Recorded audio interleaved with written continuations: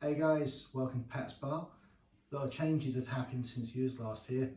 I think last time I showed you anything in here, the Keezer had just been built, the main body of it, with only one tap. I'm proud to say that we've now got 5 taps for the keg system, and I've also been able to get myself a beer engine for the classic ales. So let's go for it.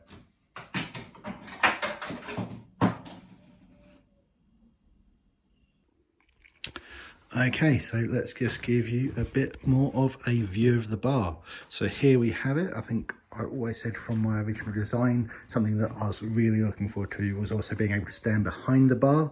So it's a case of having that there. It just kind of gives a really nice aesthetical feel and look to it. Nice little lip there with some bar stools provided to me by one of my good friends.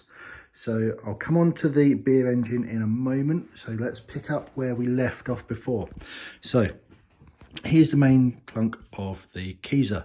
So it's a case of we've done a few bits here. So we've installed 5 of these beer taps with the flow rates on them, with the extra dippy dips, so they are, you know, just make life a little bit easier to pour.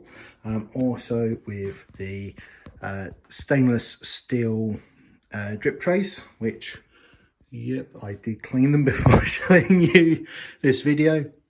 So also, don't know if you noticed, so we have decorated on the wall with the 6 labels from Harrison's Brewery of their first can run, which I'm very pleased with saying that I've got. Right, so let's have a look at the guts of the machine right here. So if I open this up and pin it up just as you're meant to, because if you don't use a sword to open your Keezer, then are you really doing it properly? So we've only got 1 keg in here at the moment. Actually, sadly to say, it's empty right now, but it's a case of, yep, we can fit 5 kegs in here. Technically we can fit 6, but it's just a little bit too tight, especially considering my management of the lines has always been a little bit dodgy.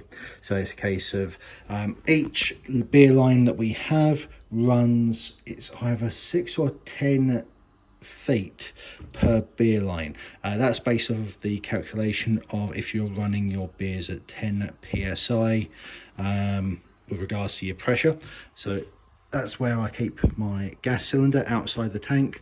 All run through a it's not an Inkbird, whatever it is called, STC 1000 we've got in there, which we run with dangling into the middle of the chest freezer so we can get the most accurate reading of the central temperature.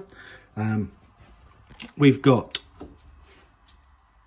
our regulators, secondary regulators, all set up along there. So we've got 2 types of regulators in here. So this one at the end here cost the most. I think that was about just less than 20 quid, and to be honest, I wouldn't say that I rate it any higher than anything else. I mean, it's nice to have the gauge on it, and I dare say it's probably got some higher quality specs to it, but these guys over here have done just as well. I did find that when I bought the first 2, because I was only able to buy them in sets of 2, these ones didn't come with any markings on them for being able to tell what the pressure was set to. So I was guessing until I was able to get these and can kind of set them based on the same part.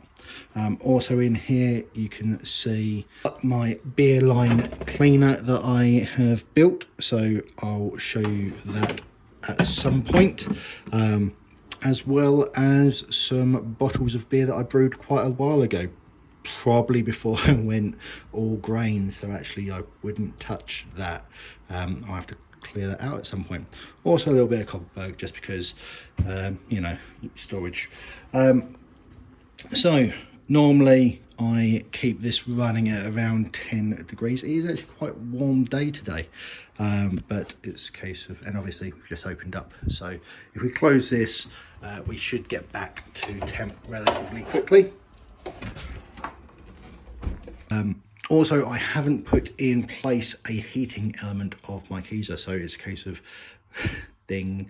When we do go into winter and it does get cold in here, sometimes the temperature of the Keezer does drop to below what I'm after, but it's just one of those things. With regards to the custom handles, they're provided by a friend of mine very kindly for my birthday. Anyway, so that's those. Over here we have the beer engine. Now I got this beer engine from RLBS, about 120 odd quid for the unit, and also the fitting to go onto a beer in a box.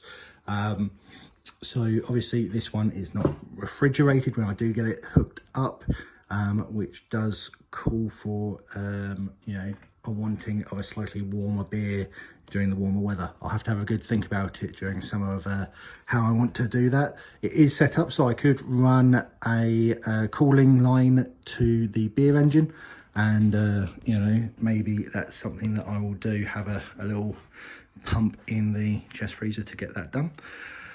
Also, we have in stock down here a nice little under counter fridge, which, you know what, I'm just going to grab a beer now, considering we don't have any on tap, and we will go and from there. So that's Pat's bar, a brief tour of the guts of the chest freeze Keezer. Hopefully it's been insightful, and until next time guys, you take it easy. Cheers. Oh no, let's see if I can do it this time around. Got something else to spill over.